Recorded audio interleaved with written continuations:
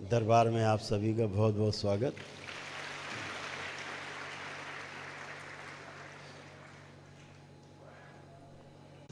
आप लोग धीरे धीरे एक एक करके कदम उठाते हुए कोई 10वें लेवल तक और कोई 15वें तक पहुंच गए हैं। इसके लिए बहुत बहुत बधाई, बहुत शुभकामनाएं।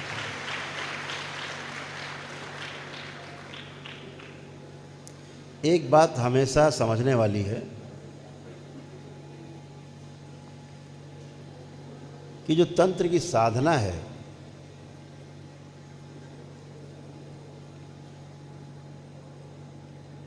असल में ये साधना न होकर के एक शैली है, जीवन शैली है। व्यवस्था एक शैली है, एक ढंग है जीने का।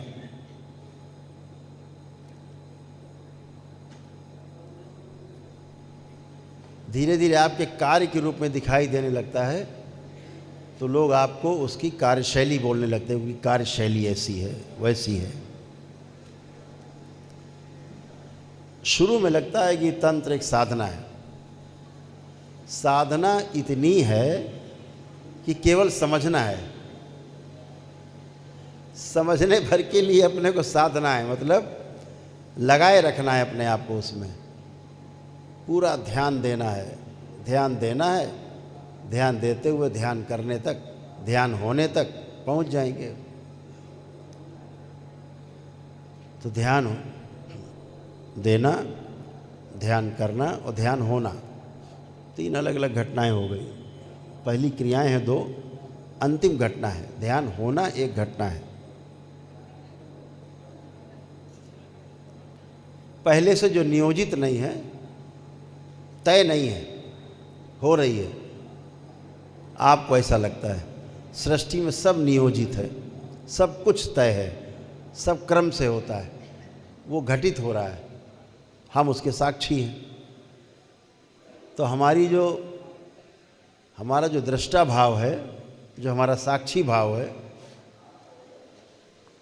वही सबसे बड़ी कड़ी है ईश्वर तक पहुंचने की।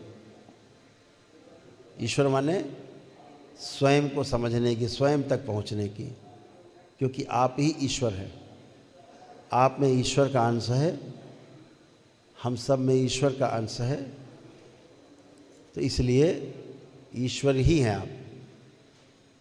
सोने का टुकड़ा एक बहुत बड़ा हो, पहाड़ हो सोने का है, और उससे एक टुकड़ा छोटा सा आप निकालना है। वो 24 कैरेट का पहाड़ है, तो छोटा सा टुकड़ा ले आए सुई की नोक के बराबर, तो वो भी 24 कैरेट रहेगा कि कम हो जाएगा? 24 कैरेट। तो परमात्मा से जो आत्म तत्व विलग हुआ है, वो भी परमात्मा का ही अंश है, वो भी आत्मा कहलाता है। छोटा है इसलिए आत्मा कह दिया गया। तो परमात्मा तक उसकी यात्रा है वापसी की। जैसे बच्चा एक बिछड़ गया मेले में, अब माता पिता तक पहुंचने की उसकी चाहत है, ऐसे ही यह आत्म तत्व, जो आत्मा विलग हुई है, अलग हुई है परमात्मा से,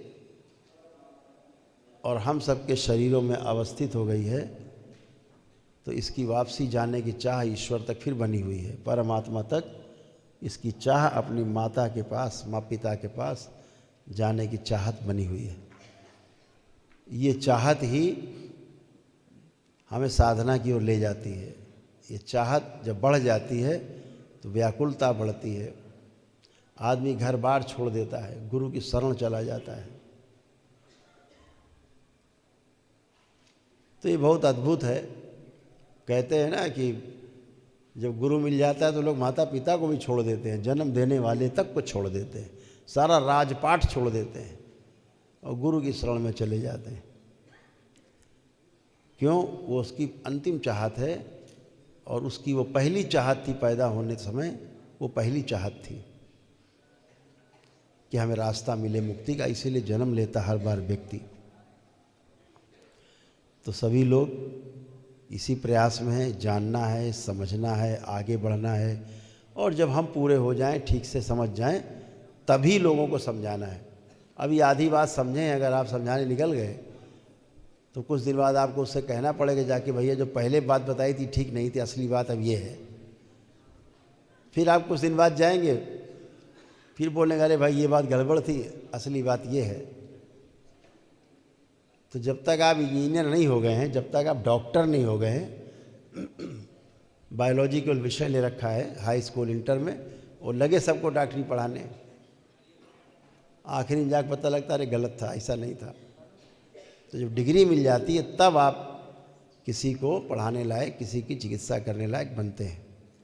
तो डिग्री मिलने का मतलब हुआ स्वयं को पारंगत करना।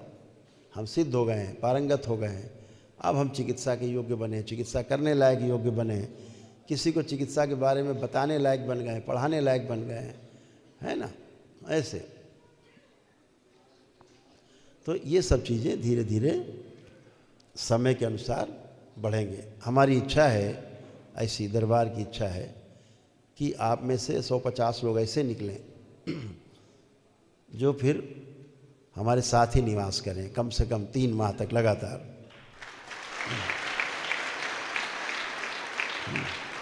आप में से लोग निकल के रोज़ साधना, ध्यान साधना और पारंगत हों, एक एक विधि में पारंगत हों। ये दरबार आपको कोशिश कराएगा, आप में आपको अभ्यास कराने के साथ साथ, जैसे हमारे सेवक हैं दरबार के, ऐसे ही पारंगत आप भी हो। ये सब बहुत छुपे रुस्तम हैं जो सेवक हैं सब, ये इन्हें हल्के मत लेना, छुपे हुए हैं। तो ऐसे हम चाहते तुम भी छुपे हुए बनो। इतने छुपे रहोगे, अचानक से निकाल लिया, अरे भाई इसके पास तो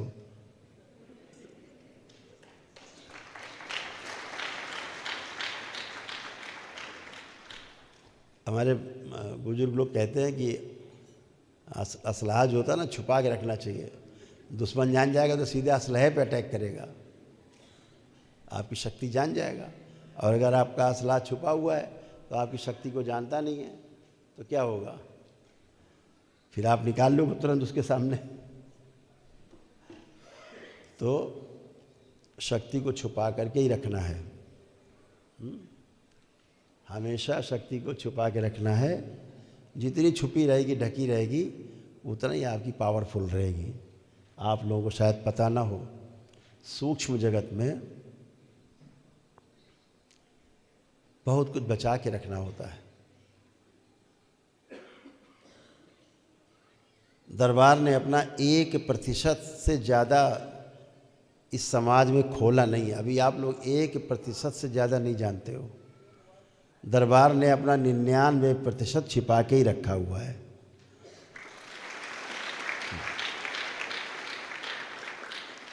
आप सब में 1% ही विदित है सबको कि दरबार ये करता है, दरबार ये कर देता है, दरबार वो कर देता है, दरबार ऐसे ठीक कर देता है, दरबार वैसे कर देता है। 1% है ये, बाकी दरबार ने सब ढक मूंद के रखा हुआ है। जो जिस योग्य होता जाएगा उसके सामने चीज़ें खुलती जाएंगी, खुलती जाती है।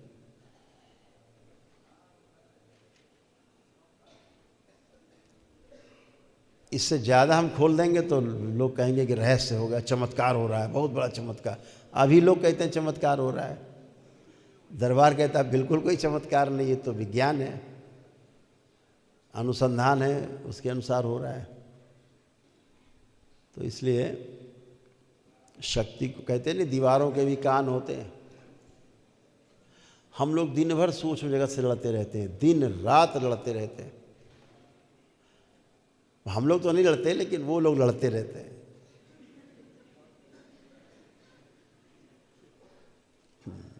सारे बच्चे हमारे साथ सवेरा हो जाता है जागते जागते, 4 बज जाए, 5 बज जाए, 6 बज जाए, ये सब जागते रहते हैं।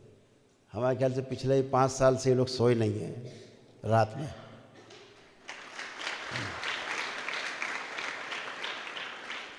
रात में ठीक से सोए नहीं हैं। लगभग 5 साल हो गए। सारे बच्चे जो हमारे साथ रहते हैं, देखते हो, आपकी सेवा में रहते हैं। आप दिन को देखो तो ये खड़े हैं, रात को देखो तो ये खड़े हैं, देखते हो हमेशा।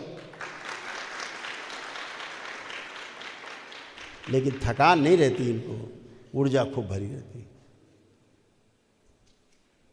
इन्होंने 5 साल में कम से कम 20 साल का काम कर डाला है।